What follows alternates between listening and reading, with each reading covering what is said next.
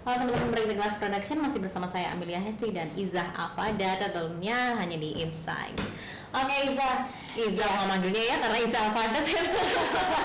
Iya, gini ya, karena jadi kita tadi kan udah ngomong banyak ya tentang santriwatiku itu seperti apa, terus pendidikan di pondok pesantren itu cara memilihnya gimana, di dalam itu yang diberikan itu sebenarnya kurikulumnya seperti apa. Nah sekarang kita ngomong lebih ke masalah perempuan sendiri, santriwatinya sendiri. Oke. Sebenarnya kalau dari pengamatan kamu sendiri ya, sebagai lulusan santriwati gitu dan sekarang menjadi pengamatnya dan menjadi pegiatnya untuk santriwatiku, bergain position santriwati sendiri di dalam pondok pesantren itu seperti apa sih? Oke. Oke, kita ketemu lagi ya Mbak ya. Setelah tadi ada break sebentar. Ya. Jadi kalau kita berbicara mengenai bergaining position santriwati, itu berarti kita juga berbicara mengenai posisi seorang perempuan saat ini gitu. Karena ini pada hakikatnya santriwati ini kan satu, kenapa dikatakan atau dipanggil seorang santriwati bukan santri. Santriwati itu dia merupakan seorang pelajar atau pembelajar yang notabene berada di pondok pesantren gitu atau di lingkungan pesantren gitu. Jadi dia disebut sebagai seorang santriwati. Dan yang kedua dia dipanggil atau disebut sebagai santriwati, ada ti gitu. Ada kalau dalam bahasa Arab itu kan ada tak marbutoh ya, yang itu maknanya adalah di arah perempuan gitu. Itu memang santriwati itu notabene sebagai seorang perempuan gitu. Kalau laki-laki biasanya dipanggilnya adalah santri. Kalau santriwati berarti pelajar atau seorang belajar yang berada di pondok pesantren di mana notabene sebagai seorang perempuan gitu. Jadi santriwati berarti pada dasarnya ketika kita berbicara mengenai santriwati berarti kita juga berbicara mengenai perempuan gitu. Nah, secara pada dasarnya secara basicnya aja ya, secara basicnya itu kan perempuan kita tahu bahwasanya menjadi hal yang sangat spesial ya kalau kita bahas gitu. Bagaimana seorang perempuan itu dipandang dari segi internal, dari segi eksternal, dari halayak umum itu seperti apa, apalagi seorang santriwati gitu. Dan santriwati ini ada keunikan gitu Mbak, ada keunikan dalam artian ketika perempuan-perempuan lain itu berada di lingkungan yang memang dia memiliki akses yang lebih luas, akses yang mungkin tidak ada tirai-tirai untuk dia dilewati gitu kan ya. Dia mau ke arah A, ke arah ke arah C, dia bisa kalau perempuan eksternal yang lainnya. Tapi kalau santriwati ketika dia mau ke arah A, ke arah C, ke arah B, ada tirai-tirai, ada jalan-jalan yang harus ia lewati. Nggak bisa langsung ujuk-ujuk nyampe, nggak bisa langsung aku pengen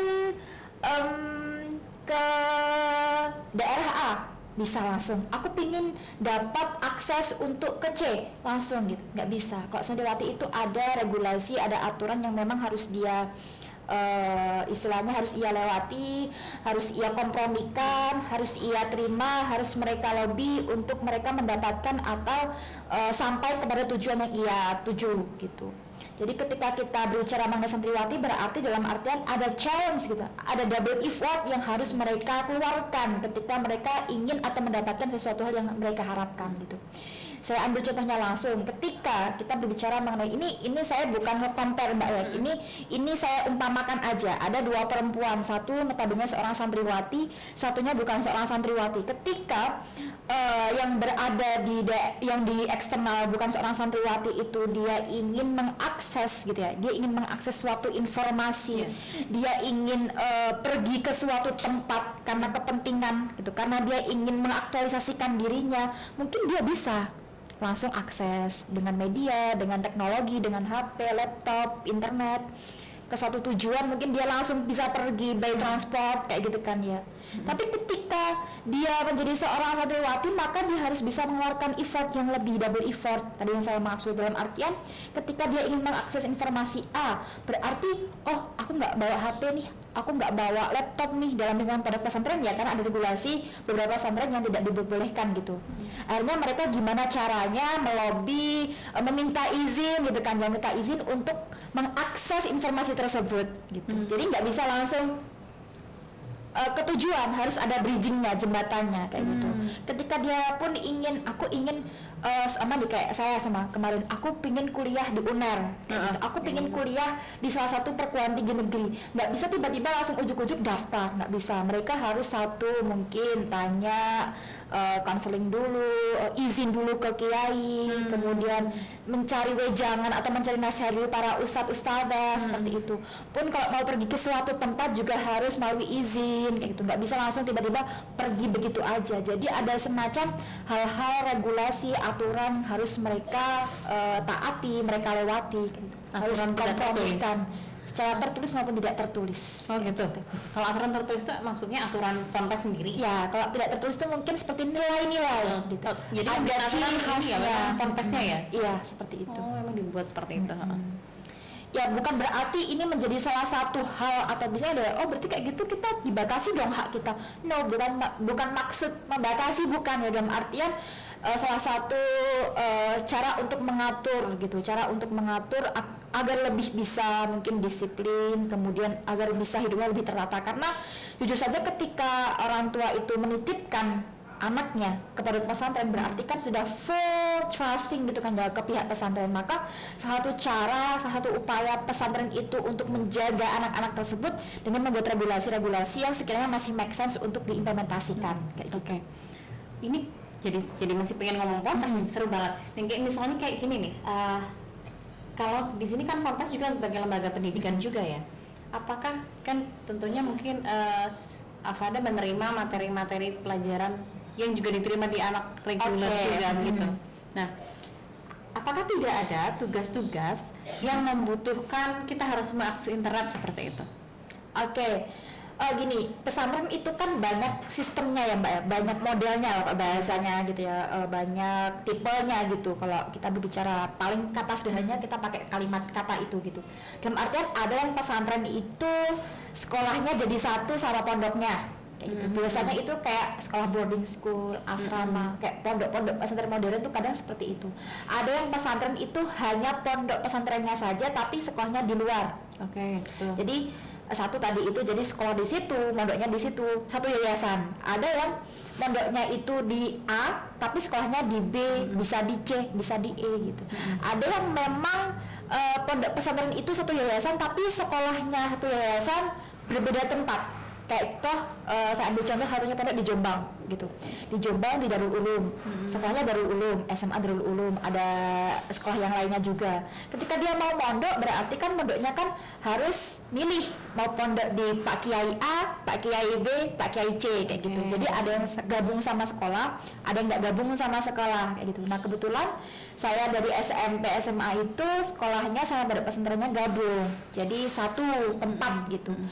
Akhirnya itu menjadi salah satu mungkin yang memberikan pemahaman gitu, memberikan pemahaman bahwasanya ketika nanti ada tugas di sekolah pengajaran umum yang sekiranya membutuhkan akses informasi ke internet gitu, ke dunia teknologi, maka kita bisa izin di lingkungan pesantren ketika udah di jam-jam waktu pesantrennya di luar jam sekolah, di pengurusnya atau di usahanya dengan alasan atau dengan faktor kita mendapatkan tugas dari sekolah gitu. Biasanya itu tetap ada aturannya, nggak boleh buka sosial media kayak gitu, atau mungkin ada jamnya gitu, nggak langsung los dilepas dibiarkan gitu, enggak, tetap ada pantauannya itu. Berarti ada akses disediakan akses internet juga di sana ya? Iya, betul.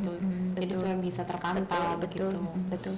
Atau ada ruang khusus kah untuk misalnya kita bisa laptopan gitu? Ya, apalagi gini, ketika pondok pesantrennya itu adalah pondok pesantren yang sudah modern ya, saya yakin sekarang pondok pesantren itu pasti ya tadi itu mampu untuk berusaha adaptasi dengan perubahan, dengan pembaharuan dengan istilahnya modernisasi gitu kan. Jadi ketika dia mau mengakses informasi atau mungkin mau pakai teknologi baik itu HP, internet, laptop, biasanya dia itu ada program-program seperti halnya program tentang jurnalistik kayak gitu, ada program tentang videografi, fotografi, itu masuknya di ekstrakurikuler biasanya. Jadi selain memang di pesantren itu diajarkan pendidikan agama, ya kan, kitab-kitab kuning, kemudian ilmu fikih, ilmu akidah, gitu ya, Al-Quran, hadis dan lain sebagainya, nilai-nilai keagamaan, tapi juga diajarkan tentang pengetahuan umum dan juga pengetahuan skill-skill yang lainnya yang masuk di program ekstrakurikuler, kayak gitu. Saya yakin setiap pesantren itu memiliki cara, memiliki sistem, memiliki program-program yang pasti akan mengencourage santriwatinya selain program-program yang memang berbau-bau agama, kayak gitu. Baik itu nanti baik di fotografi, videografi, jurnalistik, kesenian, speech gitu kan ya, pidato, itu banyak sekali. Oh, jadi kan cukup bagus ya kurikulumnya, lengkap juga sebenarnya. Nah itu, jadi bisa dikatakan adalah multifunction gitu di pesantren itu, nggak cuman sebagai transfer of knowledge juga, tapi juga transfer of value gitu, transfer of skill itu juga bisa diakomodir di pondok pesantren. Oh iya, berarti ntar secara acara ini aku bicara dikit ya di belakang pondok pesantren apa nih? Bisa tuh buat rekomendasinya sekolahin anak. Iya, yang penting tadi itu yang jelas, satu harus tahu bagaimana background pesantrennya, kedua siapa aktor pesantrennya itu, bagaimana gitu background seorang gurunya, kiainya, ustadz-ustadzanya itu seperti apa. Oke, gitu. catat ya teman-teman. Oke, jadi gimana ini Afada dalam kasus-kasus yang sudah diberitakan, sebenarnya apa sebenarnya yang sudah diajarkan di dalam pondok pesantren terhadap santriwatinya? Jadi kenapa hal itu terjadi? Kita tidak tahu kan, maksudnya secara spesifik itu entah kurikulumnya, entah dari ustadz atau ustadzah sendiri yang mereka itu power abuse ya, penyimpangan dari kekuasaan mereka sendiri sebagai seorang ustadzah gitu. Jadi ada patron klien yang berperan seperti ini yang menjadikan santriwati itu tidak bisa melawan atau tidak bisa membaca indikasi adanya pelecehan seksual seperti itu. Oke. Jadi kalau kita berbicara, berarti ini kan kita berbicara mengenai kasus-kasus yang telah diberitakan ya Mbak ya, yang memang itu terjadi di pondok pesantren gitu.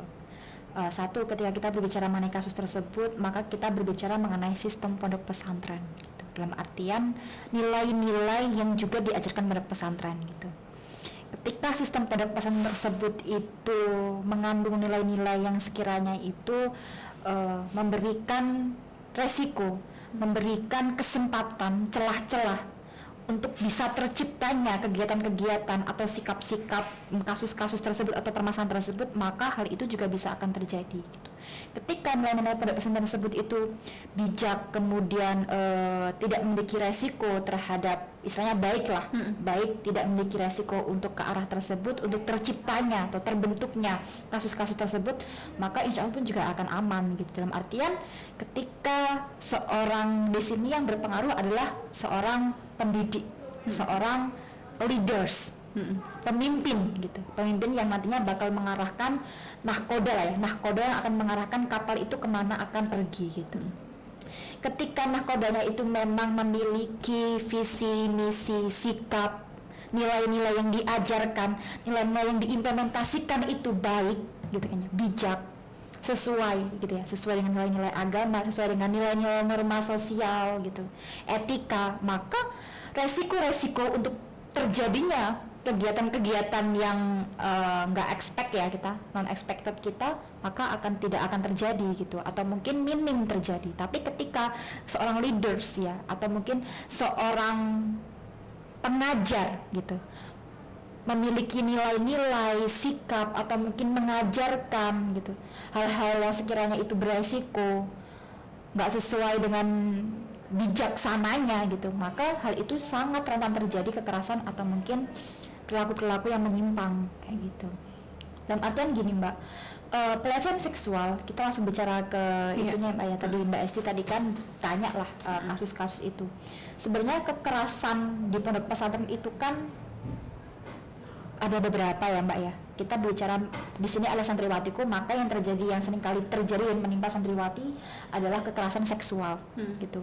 Pelecehan seksual, kekerasan seksual yang biasanya sering kali 80% itu terjadi di antara seorang kiai, seorang gus, seorang ustadz, seorang guru laki-laki kepada santriwatinya, kepada pelajar perempuannya, kayak gitu. Jadi selain gini, kalau kita berbicara mengenai kekerasan seksual, pelecehan seksual, kita nggak bisa pakai alasan karena hawa nafsu. Buatku ya itu memang salah satu alasan yang setiap orang pasti punya hawa nafsu, tapi itu bukan alasan utama, nggak make sense. Apalagi di dunia, mohon maaf, pesantren yang notabene adalah ilmu agamanya selalu menjadi pegangan.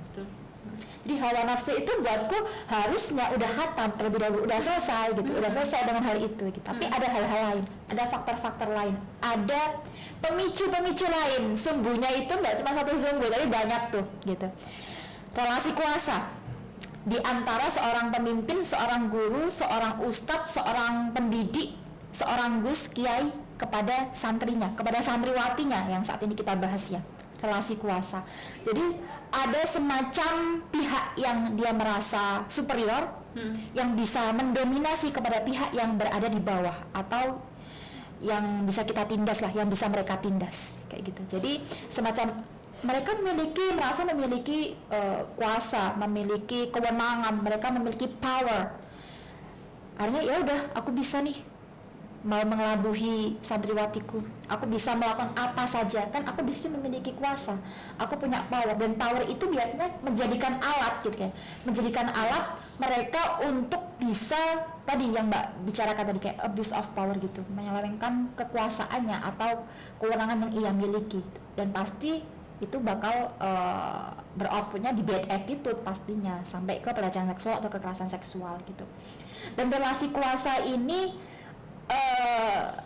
seringkali itu menjadi salah satu, kalau kita menengok ya dari teori relasi kuasa ini kan nggak hanya seseorang dia memiliki materi yang banyak, nggak hanya seseorang yang memiliki kedudukan atau jabatan yang kuat, yang hebat, tapi relasi kuasa ini juga salah satunya bisa ia ciptakan ketika ia mampu untuk menggerakkan pikiran-pikiran masyarakat atau pengikutnya gitu, atau memobilisasi pemikirannya itu untuk bisa mengarah atau mendukung mereka gitu. Jadi mereka merasa memiliki atensi yang lebih lah ketika aku bisa mempengaruhi mereka untuk membenarkan apa yang aku lakukan, entah itu baik, entah itu buruk. Itu salah satu relasi kuasa yang saya maksud dalam hal ini gitu. Dan itu menjadi salah satu faktor kasus kemarin di Jombang gitu, yang salah satu gus yang memperkosa, melecehkan, bahkan memaksa belasan santriwatinya gitu kan ya, yang sulit ditangkap. Itu kan kasusnya di tahun 2019, baru selesai 2022 kemarin. 2021 jadi ditunda berkali-kali nggak mau disuruh sidang al-hadir, nggak mau gitu kan ya, dijemput di sana, masyarakatnya banyak yang menghadang. Nah ini salah satunya, ketika masyarakat banyak yang menghadang, banyak yang mendukung, ini salah satu powernya dia, relasi kuasa yang ia mainkan untuk mendukung dia gitu. Ini sama aja kan kayak menormalisasi kekerasan seksual yang di pondok pesantren. Dan ini menjadi hal istilahnya alarm bagi kita kalangan pondok pesantren khususnya. Maka relasi kuasa yang seharusnya dibangun antara seorang pendidik, seorang kiai, seorang gus kepada santriwatinya itu bukan relasi kuasa yang dominasi. Seharusnya ini yang musawah gitu ya. Musawah itu yang memang berkeadilan, setara, kesalingan kayak gitu. Itu pertama, tentang relasi kuasa. Kekerasan seksualnya di pondok pesantren juga dipengaruhi oleh bagaimana tadi itu yang Mbak maksud, ada nilai-nilai yang diajarkan. Kita bahasnya adalah mengenai kurikulum gitu. Kita nggak bisa ya istilahnya menghindari pendidikan di pondok pesantren itu nggak bisa lepas dari namanya kitab-kitab yang diajarkan, ilmu-ilmu agama yang diajarkan. Nah ini problematikanya, terkadang kitab-kitab yang mereka fahami, yang mereka pelajari, kemudian yang mereka ajarkan kepada murid-muridnya, kepada santri-santriwatinya, itu biasanya tidak ramah terhadap relasi antara perempuan dan laki-laki. Salah satunya ada kitab kuning. Ada kitab-kitab kuning itu yang memang membahas mengenai relasi antara perempuan dan laki-laki dalam suatu hubungan gitu. Dan kitab kuning ini kan memang teks-teks keagamaan dibuat oleh konteks situasi dan waktu yang berbeda sama kondisi sekarang. Mungkin dibuatnya 20, berapa ratus tahun yang lalu, yang dimana konteksnya itu sangat jauh dari sekarang ini gitu loh. Yang mana biasanya juga menjadikan perempuan itu sebagai objek, bukan sebagai subjek. objeknya plus objek seksualitas gitu, bukan objek sebagai seorang yang memang memiliki pemikiran, memiliki kemampuan, tapi sebagai objek seks gitu. Jadi hal itulah yang seringkali menjadi menjadi bumerang gitu, menjadi bumerang bagi pihak pesantren untuk bisa menyelesaikan atau menuntaskan permasalahan kekerasan seksual yang ada di pondok pesantren gitu. Bahkan kalau kita berbicara mengenai by data ya Mbak ya, data di KPAI di tahun 2020 ya, dari tahun 2015 sampai tahun 2020 itu pesantren di Indonesia itu menempati 40,6 sekian persen menjadi tempat pendidikan pertama rentan terjadi kekerasan seksual yang menimpa anak di bawah umur 15 sampai 17 tahun. Selainnya itu SD, sekolah-sekolah lembaga pendidikan yang lain gitu. Itu yang pertama. Beda data lagi.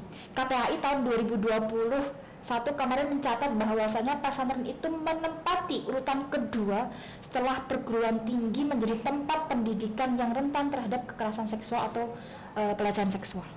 Ini kan menjadi alarm, menjadi istilahnya kartu merah buat kita semua sebenarnya, nggak cuma dari pihak ya pasti pihak pesantren juga, tapi segala lini kehidupan khususnya bagi pemerintah untuk membuat regulasi, dari kita juga, dari seorang orang tua juga, keluarga juga ketika mau memberikan atau menempatkan anaknya ke salah satu pondok pesantren harus berhati-hati juga, harus memilih dan memilah juga kayak gitu. Background pesantrennya, background pendidiknya juga kayak gitu. Karena ini hal yang sensitif juga gitu loh Mbak, yang harus kita hadapi bersama-sama kayak gitu. Oke. Berarti apakah untuk santriwati itu sendiri mereka harus memang diajarkan patuh sepatuh-patuhnya? Nah ini pernah nggak, maksudnya kita ngomong pengalaman kamu sebagai santri, pernah nggak diberi nilai jadi harus patuh gitu? Kalau membahas mengenai hal itu berarti kan tadi kita bahas mengenai relasi kuasa ya. Ketika seorang pemimpin, leader, seorang guru, seorang kiai, gus, ustadz, ustadzah dianggap mereka, ketika kita hormat kepada mereka, patuh kepada mereka, kita akan mendapatkan berkah, barokah, ngalap barokah bahasanya itu.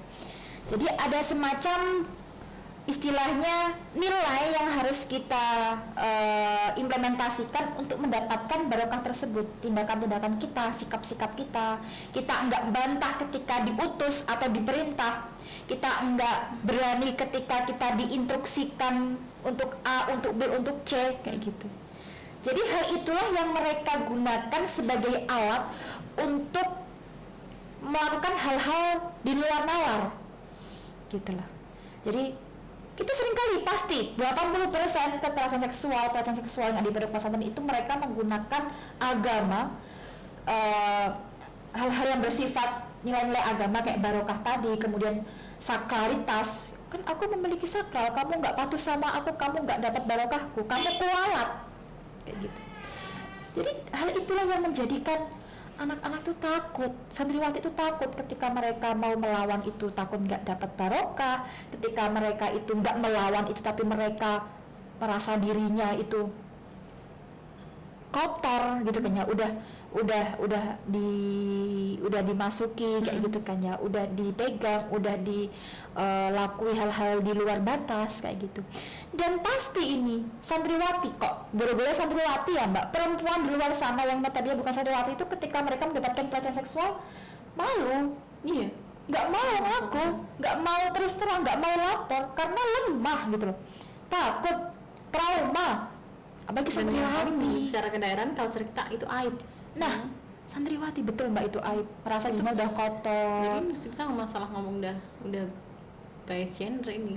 Bener banget kayak gitu. Jadi hal itulah ketambah lagi nih Mbak ya, nilai-nilai yang diajarkan di pesantren itu ada nilai-nilai yang biasanya mereka tidak menafsirkan teks-teks keagamaan dengan wise, dengan bijak, dengan konsep yang mubadalah. Jadi konsep mubadalah itu adalah konsep di mana kita menafsirkan atau menginterpretasikan nilai-nilai dalam teks keagamaan itu dengan konsep yang kesalingan ya, saling menghormati sesama lawan jenis, sesama jenis, menghormati, kemudian memahami gitu, tidak saling mendominasi apalagi mendiskriminasi gitu. Ini seringkali gitu loh teks-teks keagamaan kayak Al-Quran dijadikan alat untuk membenarkan sikapnya mereka yang bad attitude, kayak contohnya surat An-Nisa gitu ya. Kan boleh laki-laki nikah 1, 2, 3, 4 kan nggak semudah itu. Kalau kamu memahaminya hanya saya terjemah aja ya mungkin kamu memahaminya seperti itu, tapi kan kalau kita menelaahnya kemudian menafsirkannya dari konsep mubadalah, konsep yang ramah terhadap perempuan dan laki-laki, khususnya terhadap perempuan, maka nggak ada kayak gitu tuh. Ada lagi kayak perempuan itu ketika lagi head tuh harus dijauhi gitu. Padahal dijauhi itu maksudnya bukan dijauhi secara sosial, tapi dijauhi tidak boleh melakukan hubungan suami istri, kayak gitu. Jadi mayoritas ketika guru-guru beliau tuh dialah ya mereka yang tidak memahami hal itu, jadinya mereka ngepelintir ayat untuk membenarkan atau menjadikan alat sebagai tindakan mereka gitu kan ya, ironis memang gitu. Mayoritas kekerasan seksual yang ada di pondok pesantren pasti satu tadi itu relasi kuasa itu sangat menjadi faktor utama gitu. Ada santriwati yang cerita ke saya diancam ya kan di Jombang juga gitu kan, diancam kalau kamu lapor keancam kamu keluargamu gitu kan ya, diancam relasi kuasa. Kedua, teks keagamaan yang mereka memahaminya secara diskriminatif bukan secara musawah atau berkeadilan gitu. Jadi ada kayak semacam barokah yang harus mereka patuhi untuk mendapatkan berkah, untuk mendapatkan ilmu, mendapatkan kebaikan gitu. Padahal barokah itu tidak akan kita dapat, tidak akan bisa ditransferkan tanpa ilmu agama yang kuat dan etika yang baik gitu kan ya. Zaman-zaman Nabi kan nggak kayak gitu Mbak. Ketika mendapatkan barokah, memberikan barokah kan nggak kayak gitu loh. Jadi saya paling ironis memang dibujuk ya, nggak apa-apa ini salah satu untuk mentransfer tenaga dalam, untuk mentransfer kayak gitu kan alasan mereka itu. Mungkin ya kalau saya melihat karena ini pelajar, pastinya pelajar itu mereka masih anak-anak polos ya, mereka masih dalam kategori anak-anak bukan orang dewasa. Ditambah lagi dengan kultur yang mungkin ada bukan pelarangan tapi pembatasan dalam hal akses informasi, ada plus minus ya. Mungkin kalau memang dilepaskan memang sangat mendistract sekali sebuah kurikulum itu untuk bisa mampang diterapkan. Tapi dalam ketika mereka tidak bisa bebas, mungkin mereka tidak bisa mengupdate informasi dan mereka juga posisinya jauh dengan orang tua. Orang sehingga tidak bisa mendapatkan wejangan langsung dari orang tua tuh, kamu jaga diri kamu seperti ini, kamu jaga diri kamu seperti ini kayak begitu ya kan. Nah, itu betul Mbak. Itu ya kan. Jadi walaupun ya ini penting nih, biasanya salah satu kesalahan yang mungkin semestinya nanti bakal kita lakukan lah Mbak ya, mungkin teman-teman bapak-bapak ibu-ibu di sana atau teman-teman yang lain nih yang perlu kita implementasikan bersama. Ketika kita memiliki niatan untuk menempatkan atau menitipkan ya anak kita ke pondok pesantren itu, jangan langsung dilepas. Jangan merasa aku kan udah bayar di pondok kan ya udah terserah kiainya, terserah gurunya mau diapain, nggak bisa. Jadi anak tetap harus bisa kita kontrol, harus kita langsung dilepas istilahnya jadi seperti anak itu juga objeknya mereka kayak penitipan kan dititipkan gitu ya. Tetap harus kita kontrol gitu. Jadi kalau saya bilang everything start from home, tetap itu jadi hal yang utama. Lingkungan sekolah, lingkungan pesantren itu hanya sebagai istilahnya alat aja gitu, penunjang gitu. Tapi semuanya tetap dari rumah, everything start from home gitu. And they have the right mindset gitu. Harus memiliki mindset yang memang benar gitu. Sebagai seorang orang tua, sebagai seorang kakak, kita mungkin punya adik gitu kan ya, atau mungkin kita sebagai seorang dari lingkungan pesantren gitu. Karena banyak sekali nilai-nilai seksisme yang ada di luar sana gitu, seksisme lagi di pondok pesantren secara nggak langsung. Kayak seksisme ini kan kayak action based on salah satu jenis kelamin itu menganggap jenis kelamin yang lain tuh kayak less skillful, kemudian jadi kemudian less intelligence, menganggap lemah, nggak punya akal gitu kan. Dan itu biasanya khususnya terjadi kepada perempuan dari laki-laki, menganggap bahwa perempuan itu nggak berdaya, lemah kayak gitu kan ya. Jadi banyak tuh Mbak kayak yang ada di masyarakat kita yang udah terbangun gitu ya, bahkan di pondok pesantren pun juga udah perempuan tuh ngapain sekolah tinggi-tinggi, balik-balik aja nanti bakal jadi ibu rumah tangga 3M, yang penting 3M aja lah, masak, maca, dan mana, kayak gitu kan. Ini nilai-nilai patriarki yang sudah terbangun di masyarakat itu dimasukkan juga dalam kurikulum betul. pesantren itu. Ada semacam pattern of behavior sih mbak, gitu. Jadi perilakunya masyarakat, perilakunya mereka itu dipengaruhi oleh budaya-budaya yang udah terbangun dari nenek moyang kita dulu, dari lingkungan yang udah terbentuk kayak gitu. Perempuan gitu ya, kalau jalan nggak boleh lari, kalau ketawa nggak boleh terbahak-bahak, ngomongnya harus pelan-pelan, nggak boleh teriak-teriak gitu kan ya. Perempuan yang sekolah tinggi-tinggi nggak diperbolehkan, nggak boleh sekolah tinggi-tinggi, nggak boleh berpendidikan tinggi-tinggi, nanti jodohnya sulit gitu kan ya. Ya dipercaya nggak dipercaya, terkadang apa yang udah tertanam di masyarakat ya akhirnya nggak jadi seperti itu. Pengalaman. Oke, Fada. Jadi setelah mendengarkan penjelasan kamu, analisis kamu, ya saya katakan kamu sebagai, untuk hal ini bagi saya pribadi kamu ekspertisnya kalau inilah untuk kita ngomongin bab ini sebagai seorang santriwati gitu. Dan saya jadi ada takutnya juga gitu, tapi kita jadi banyak wawasan yang kita dapatkan gitu kan, di balik kasus yang diberitakan oleh media itu ternyata hal itu yang terjadi begitu kan. Nah, tapi untuk setelah kasus ini diangkat, saya rasa mungkin santriwati harusnya juga sudah tahu, atau memang kecuali kalau memang lembaga pendidikan Ponpes itu sendiri merahasiakan kasus ini untuk diinformasikan kepada para santri dan santriwatinya sendiri gitu. Setelah kasus ini diangkat, apakah ada progres sendiri, dan juga dari gerakan beberapa teman-teman termasuk santriwatiku, ada progres sendiri, perubahan dari teman-teman para santriwati untuk merubah mindsetnya ketika menghadapi ini? Bagaimana kalau dari pengalaman Afada dan ketika mendampingi teman-teman itu?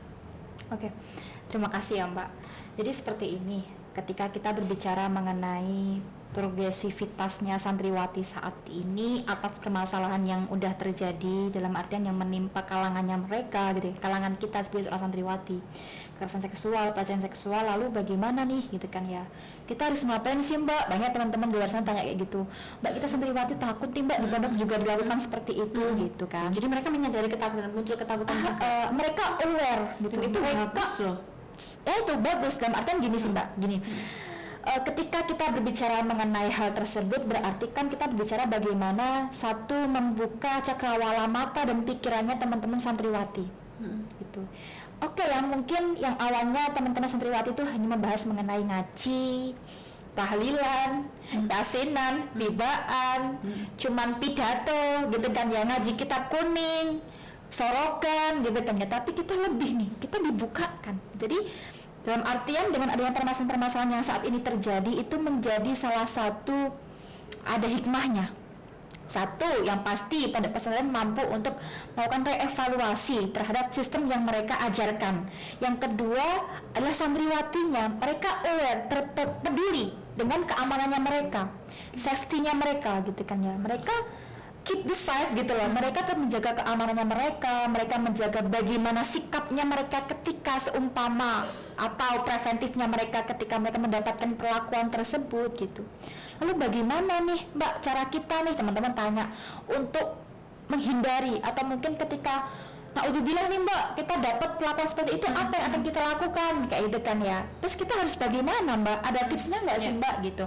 Nah, kita berusaha di teman-teman santriwati ini, kita berusaha untuk namanya menginternalisasi itu, kita memberikan input, nilai-nilai, memberikan insight, memberikan encourage kepada teman-teman santriwati bahwasanya ketika teman-teman mendapatkan perlakuan seperti itu, maka satu, speak up, don't silent. Sulit Mbak, sulit memang, tapi kita tidak akan pernah tahu tanpa kita mau berani untuk berkata atau menyuarakan. Mbak, itu kan aib, masa dibuka-buka, terus nanti orang tua saya kalau tahu makin apa namanya, makin stres gitu. Ada nggak yang mengeluhkan itu? Jadi speak up-nya itu jikalau memang yang menimpa santriwati itu dia dapatnya itu dari relasi kuasanya di atasnya mereka, entah itu guru, entah itu gus, ustadz, kiai gitu, maka kalian harus pintar mencari jalan untuk speak up gitu.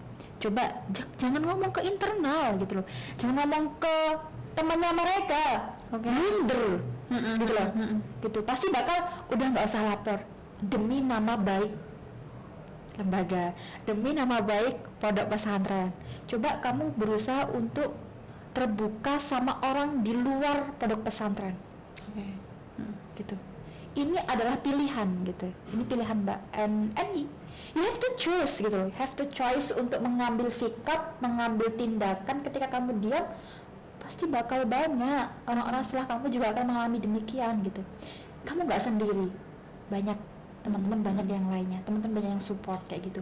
Dan yang pasti ketika sudah ada yang speak up, ada yang berani bersuara, please masyarakat ya, ini terkadang mungkin centil sih mungkin sama gurunya, mungkin nggak dijaga nih kerudungnya, mungkin tampilannya, nggak bisa, itu bukan jadi alasan gitu. Kurang tertutup apa sih santriwati itu? Stylenya jadi sarungan, harusnya kerudungnya besar, kerudungnya nggak mungkin kayak gini ya. Makanya tadi Mbak perlu namanya semacam rekonstruksi kurikulum ya mungkin ya. Jadi ada nilai-nilai, kalau di ilmu umum itu kayak namanya sex education. Nah di pesantren itu sebenarnya juga ada Mbak, gitu. Pelajaran yang mempelajari tentang sex education tapi dibalut dalam suatu kitab. Namanya kitab ada banyak kayak kitab buku tulisan. Tapi ini tapinya, tapi kitab-kitab seperti itu kapan dibuatnya? Di situasi seperti apa gitu loh. Nggak bisa kita implementasikan juga di saat ini gitu, harus menyesuaikan situasi dan kondisi saat ini gitu. Dan kitab-kitab seperti ini terkadang tidak ramah terhadap perempuan dan laki-laki, relasi antara perempuan dan laki-laki, ada semacam diskriminasi, dominasi kepada perempuan. Perempuan sebagai seorang istri harus patuh sama suaminya, nggak boleh keluar tanpa izin seorang suami. Gitu. Masa mau gempa bumi harus izin suami dulu untuk menyelamatkan diri, kayak gitu. Jadi perempuan tuh nggak boleh pendidikan tinggi-tinggi, nggak boleh melebihi suaminya kayak gitu. Jadi mereka memahami teks keagamaan itu secara sempit, secara stuck, letterlock gitu. Kan nggak bisa kayak gitu Mbak sekarang ini gitu kan. Itu yang pertama. Yang kedua, untuk teman-teman bagaimana upaya kita gitu untuk preventif. Tadi yang saya maksud, sebelum kalian masuk ke pondok pesantren harus memilih dan memilah pondok pesantren mana yang akan kalian tempati. Itu penting banget. Apakah pesantren tersebut terdaftar di Kemenak atau mungkin terdaftar di RMI NU kalau teman-teman di kalangan NU? Nggak cukup sampai situ, enggak. Lihat dulu background pendidiknya, background gurunya, background kiainya, itu sangat penting. Belum tentu gitu loh, pondok yang udah ini kan bagus Mbak, ada pakainya ini nih, pakainya itu keren Mbak, ini lulusan luar negeri nih, lulusan Mesir, lulusan luar Timur Tengah gitu. Bisa sekarang siapapun bisa gitu, sekolah dimanapun bisa gitu loh. Gitu. Itu penting, preventif juga, preventif dan represifnya teman-teman harus bisa speak up, harus mau speak up gitu. Permasalahan di Jombang kalau nggak diawali dengan salah satunya speak up nggak mungkin terselesaikan. Di Jawa Barat kalau nggak ada yang speak up nggak mungkin terselesaikan. Di Madura kalau nggak ada yang speak up yang mengawali untuk speak up nggak mungkin selesai. Harus berani speak up gitu. Nggak mudah, tapi ya you have to choice. Dan tapi harus diawali. Karena pada dasarnya bener kan memang mereka ini para korban itu tidak sendiri, ya kan? Karena ketika satu speak up dan sudah mendapatkan apresiasi yang bagus, ya kan, ditangani dengan baik, maka yang lain akan ikut speak up, akan muncul rasa gitu, punya teman, oke gitu. Jadi kemudian dengan ditangani dengan baik, menjadi perhatian yang baik, orang tua keluarga nggak perlu malu ketika anaknya menjadi seperti ini. Dan masyarakat juga memang harus diberikan pendidikan gender kayaknya ya, Fada, maksudnya supaya tidak ada pembulian di masyarakat. Itu Mbak, itu sih itu sangat. Jadi kalau permasalahan kekerasan seksual dan pelecehan seksual di pondok pesantren, di lembaga pendidikan manapun, itu nggak cuma satu sisi yang berjuang, nggak cuma dari segi pesantrennya atau lembaga pendidikannya yang hanya berjuang, tapi segala lini kehidupan, everything start from home. Keluarga harus suportif, lingkungan juga harus suportif, masyarakat, pemerintah sebagai memiliki kewenangan untuk membuat regulasi itu juga harus sangat suportif gitu. Jadi harus segala sendi kehidupan harus berkolaborasi. Kita mau bangun rumah ini kan nggak mungkin pondasinya satu doang, pasti ada 2, 3, 4 beberapa pondasi gitu. Kalau cuma satu ya gampang roboh, rentan gitu. Dan yang sering terjadi kan ketika santriwati, kasus ini ditangani ketika santriwati pulang ke rumah, paling nggak keluarganya harus mental dulu untuk bisa menguatkan anaknya, dan orang tua harus kuat mental untuk menghadapi nyinyiran dari tetangga kan kayak gitu. Dan tetangga juga harusnya mereka harus mendapatkan edukasi supaya tidak berhenti ngerasani, tapi meningkatkan empati kayak gitu. Karena biasanya hancurnya hidup kita karena kita sering mendengarkan bisikan tetangga. Jadi orang yang dapat kekerasan seksual, pelecehan seksual tuh nggak cuman mentally-nya doang, fisiknya pun juga, physically, mentally itu fighting-nya luar biasa sekali gitu. Apalagi ya Mbak santriwati gitu yang notabene mereka di pesantren, lingkungannya itu lingkungan yang kelihatannya kayak eksklusif ya, internal, nggak pernah keluar gitu kan, dapat masalah jedar kayak gitu kan, kayak ngerasa aku done gitu, aku sudahlah, aku habis gitu, aku habis, aku nggak punya apa-apa, aku merasa nggak berharga. Itu yang akhirnya ya naudzubillah sampai ada yang bunuh diri, merasa nggak pantas untuk melakukan apapun, untuk hidup aja mereka ngerasa nggak pantas kayak gitu. Ini kan juga menjadi apa ya, menjadi hal yang perlu kita sadari bersama-sama gitu loh. Mereka sudah lupa kalau masih ada taubat, masih ada mereka punya Tuhan, punya Allah ya, udah ke dalam kondisi. Aduh Mbak ya, kayak gitu. Kalau seorang pemimpin pesantren itu kan ya mereka kalau mengenai agama, nafsu, taubat itu kan harusnya sudah khatam mereka. Iya benar. Tapi ya tadi itu, jadi ada faktor eksternal selain dari dirinya mereka sendiri gitu.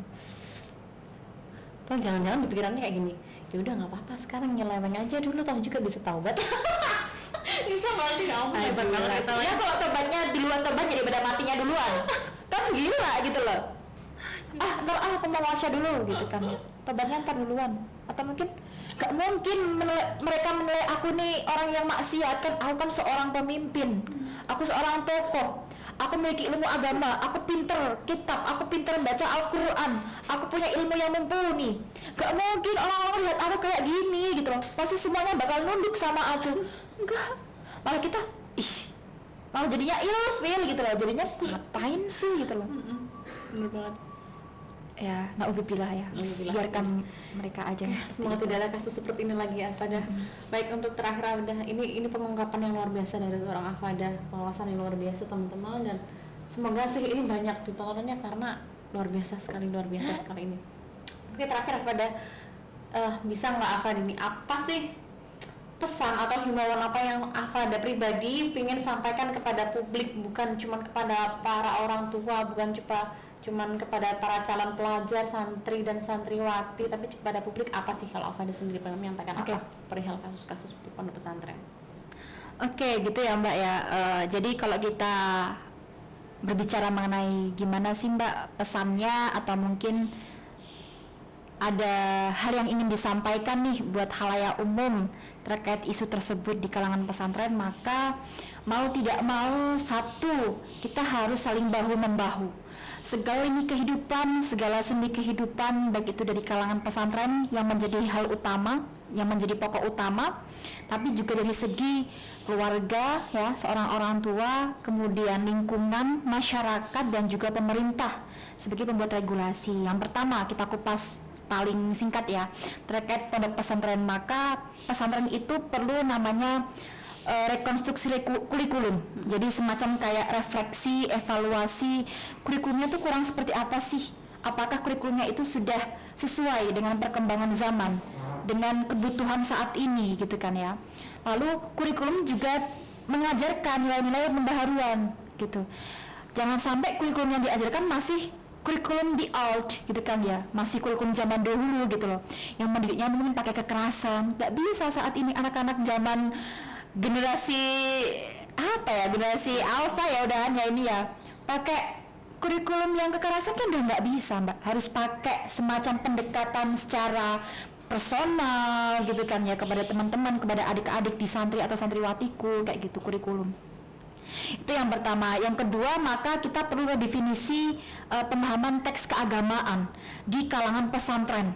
Ini sangat perlu kayak gitu. Jadi kebanyakan teks keagamaan yang difahami, yang diartikan, yang diinterpretasikan itu teks keagamaan yang memang jadikan alat sebagai dominasi, diskriminasi nggak saling berkolaborasi, nggak saling musyawarah atau berkeadilan atau kesetaraan kayak gitu. Jadi dan kita harus memiliki the right mindset gitu. Kita harus memiliki pemikiran yang benar dari mindset pemikiran kita bahwa perempuan itu bukan objek gitu.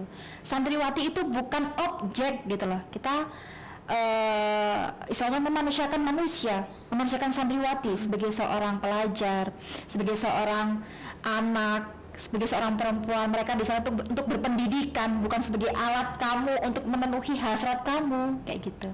Itu yang pasti dari pihak pesantren gitu ya. Kemudian yang kedua dari lingkungan keluarga atau orang tua, we have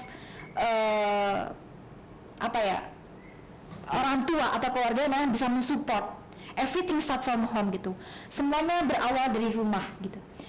Seorang orang tua harus memiliki cara untuk mendidik atau parenting yang baik, yang bijak kepada anak-anak. Bukan berarti itu investasi atau titipan semata, tapi harus kita kontrol, harus kita awasi, harus kita berikan edukasi. Anak dititipin ke sekolah, ke pesantren nggak cuma kita lepas, tapi harus kita jaga, harus kita awasi, harus kita kontrol gitu. Dilihat progresivitasnya anak, kondisinya anak sebagai teman, anak sebagai anak sebagai sahabat, itu sangat penting gitu loh. Karena anak zaman sekarang itu kan beda Mbak ya, nggak kayak zaman dahulu gitu kan ya, yang mana dia mau gerak harus nunggu instruksi. Tapi anak sekarang tuh memiliki daya kritis yang sangat luar biasa sekali gitu. Keberanian yang sangat luar biasa sekali, itu yang pertama. Yang kedua, yang ketiga dari segi lingkungan masyarakat harus juga suportif ketika melihat pesantren yang sekiranya memiliki tanda-tanda melakukan kegiatan-kegiatan di luar rel kebenaran atau rel norma yang ada, rel sosial yang ada, maka harus berani untuk speak up gitu. Tidak boleh mendiskriminasi, menjustifikasi para korban. Ini sangat perlu, sangat penting sekali. Kebanyakan korban itu susah atau mungkin sulit mau speak up karena takut gitu, takut dibully, takut dijustifikasi, takut didiskriminasi kayak gitu. Dan yang terakhir adalah pemerintah sebagai pemegang kewenangan untuk membuat policy making atau public policy yang memang harus memberikan input yang baik terhadap kasus kekerasan seksual di pondok pesantren. Harus secara masif, nggak cuma jargon hanya UU disahkan selesai, tapi harus selalu dikawal, harus selalu dikontrol untuk bisa mengimplementasikan regulasi itu dengan tepat dan dengan bijak. Itu yang terpenting. Pesan saya kepada santriwati semuanya, we have the same opportunity. Kita memiliki kesempatan yang sama. Jangan putus asa, jangan merasa bahwa aku di pesantren tuh nggak punya apa-apa Mbak, aku nggak memiliki akses apa-apa. Enggak, teman-teman tetap memiliki akses untuk mengekspresikan diri, untuk berkontribusi, untuk mengembangkan minat, bakat, potensi teman-teman. Teman-teman memiliki kesempatan yang sama seperti teman-teman perempuan yang lainnya, seperti santri-santri yang lainnya juga. Yang terpenting teman-teman mau memiliki kemauan dan kemampuan untuk terus berkembang, untuk terus melakukan upgrade dirinya, upgrade potensi, upgrade pengetahuan, dan juga selalu mengedepankan dan memegang keimanan dan ketakwaan seperti itu. Oke, Fada, terima kasih banyak. Sebenarnya setelah sekian lama saya mendengarkan apa yang kamu sampaikan, kalau diilustrasikan nih, saya tuh menurut saya udah maaf gini kayaknya maksudnya kita sharing ya Mbak, saya belajar kayak gitu. Saya tidak banyak tahu tentang hal ini kalau tidak dari yang pernah berpengalaman memang di dalam dunia pondok pesantren itu sendiri, dan kamu sudah luar biasa bisa mengembangkan ilmumu sekarang menjadi sangat objektif sekali untuk bisa menilai dan mengkaji itu sendiri dan memberikan banyak pertolongan kepada teman-teman santriwati gitu. Bisa terus buat Afada dan doanya Mbak. Terima kasih buat support. Amin. Ini bagus banget untuk teman-teman. Iya, terima kasih. Dan ini ada buku dari sekian yang dibawa Afada, saya jadi tertarik. Iya nih.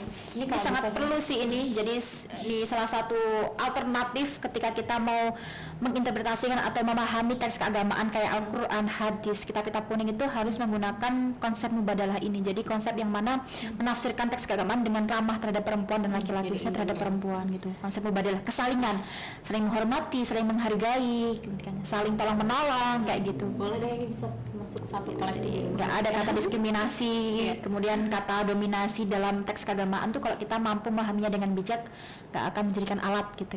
Agama dijadikan alat, agama itu bukan sebagai alat tapi sebagai pedoman untuk melakukan sendi-sendi kehidupan dalam kehidupan sehari-hari. Oke. Gitu. Ini udah pada baca belum ya yang di Ponpes yang bikin kurikulum? Oh, Sudah mungkin ya semoga. teman-teman santriwati atau bagaimana? Belum santriwati terus teman-teman dari yang sebagian di pesantren yang sebagian ya ada ya, karena di beberapa pesantren itu memiliki apa ya Mbak, kurikulum yang beda-beda ya Mbak, memiliki nilai yang dipegang beda-beda, memiliki sanad yang berbeda-beda, jadi tidak semuanya mungkin membaca seperti itu. Terima kasih sekali lagi, dan buat semua teman-teman Batik Glass Production dimanapun Anda berada, terima kasih sudah mengikuti kami dan sampai ketemu di video selanjutnya.